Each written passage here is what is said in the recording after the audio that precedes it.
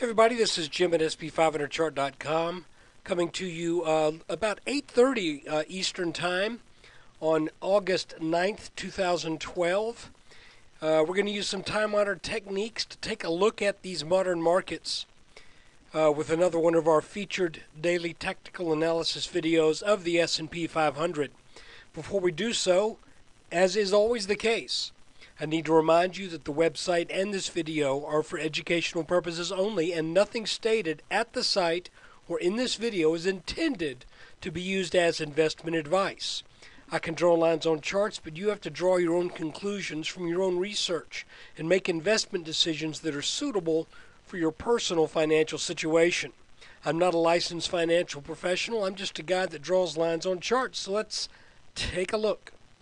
Guys, we are looking at a 10-minute chart, and you can see we got another test today of this neckline area, not the original one. Okay, if we go back to the original one, we were looking at this. Okay? I'm not saying that this line is of no technical significance. It may very well be.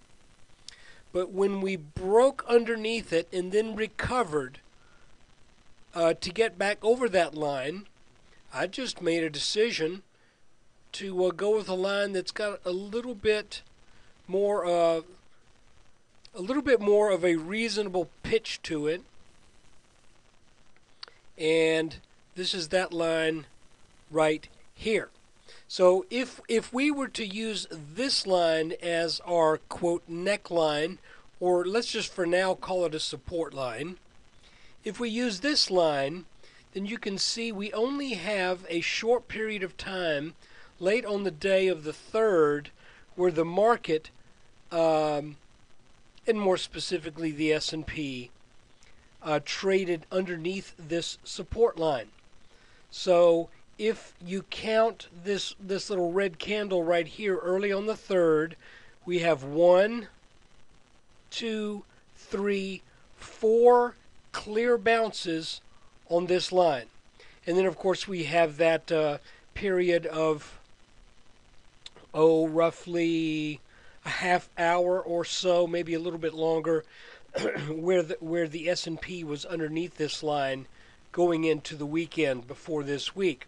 So this is kind of what I'm looking at, guys. This is going to be a short video because I'm assuming that you've been following our other videos, and if you have, I don't want to go back and reiterate, beat a dead horse about this line right here or this line right here.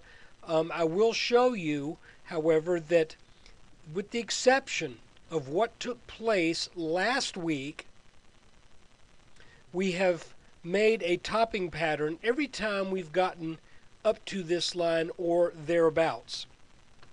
And here we are once again. Now, and by the way, remember, this is the neckline from our fairly decent-sized Head and Shoulders top that formed this past spring.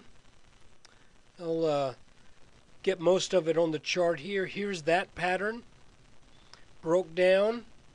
And all of this, with all of this analysis and all of the nail biting that we've done over the past 2+ months, when it all gets said and done, it probably will end up being just a circuitous route to get back to a back test on this neckline. So this is what I'm doing. Going into tomorrow, I'm looking at this line as being important support in the short run, short term, because if this breaks down, then there's a pretty good chance we may get a bounce at 1368 or in the low 1360s, high 1350s, depending upon how this goes down, or frankly if it goes down. Because there's one other possibility we have to keep in mind, since this market has been pretty intent on staying up at these levels frankly, longer than I thought it would. And that is it possible that we are forming a consolidation pattern? I will tell you the pros and cons.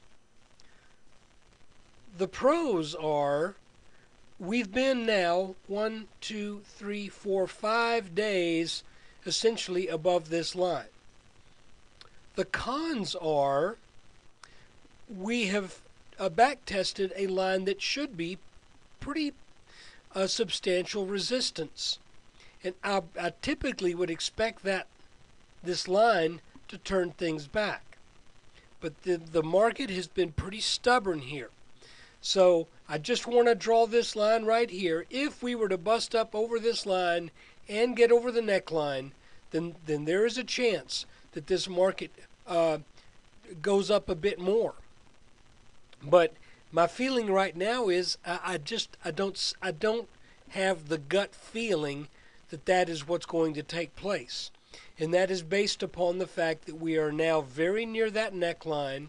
It is also based upon the fact that we have been bouncing around between this line and this line, here and here.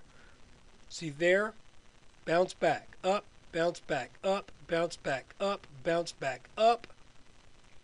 You tell me what a reasonable expectation is after 1, 2, 3, 4 times being turned back, and each one of those 4 times being turned back at a slightly higher level than the last time. So that just doesn't look like the kind of pattern that's going to take off to the upside, especially because this pattern formed after a strong downward movement. So I think you got to kind of play the odds here and say that I think this should be a reversal pattern, and we should come back down to at least test this orange line down here. And frankly, I would not be surprised if we get such a test that the test fails and then we continue to get lower. That would not surprise me one bit. But the rule of what we're doing here is we take it a day at a time, and we see what the chart shows us each day. And right now, we got another piece of evidence that this is a legitimate support line, and if it breaks, then we know to expect a minimum downward move of, assuming it breaks tomorrow, which is not a good assumption. So we're looking at the high 1380s as a minimum move. That's not much. Think about it, that's only about a 15, 16 point drop. But the way we've seen some of these little patterns work before, for example, this little tiny head and shoulders right here, look what it did. So who knows what this could do. Guys, really just a flat day. Nothing has really changed since yesterday. If you feel like you maybe got a little shortchanged on today's video, just go back, listen to yesterday's, because honest to goodness, other than the fact that we got another bounce on this line, it's basically the same thing. Nothing drastically new at this point in time. But I want to thank you for watching and for your attention. So take care and look for our weekend update over the weekend. We'll be taking a look at the week in general, and also we'll take a look specifically at what might take place tomorrow. Thanks again. I hope you find this valuable, and thank you for your attention. And if you're a subscriber, thank you for your subscription. By the way, I say that, and to the subscribers here, I just want to tell you something. What you get for your subscription is a look at this video after the close of the day that we talk about. And if you are not a subscriber, then you get it on a delayed basis. So at some point in time, more people than just subscribers see this video. So that's why I say that. And if you look at this and you look back in time and you go, I wish I had had this heads up. I wish I had been aware of these chart patterns sooner then that delay basis, I just want to encourage you to think about that very, very small investment to subscribe to SP500chart.com. Come check it out, and thanks.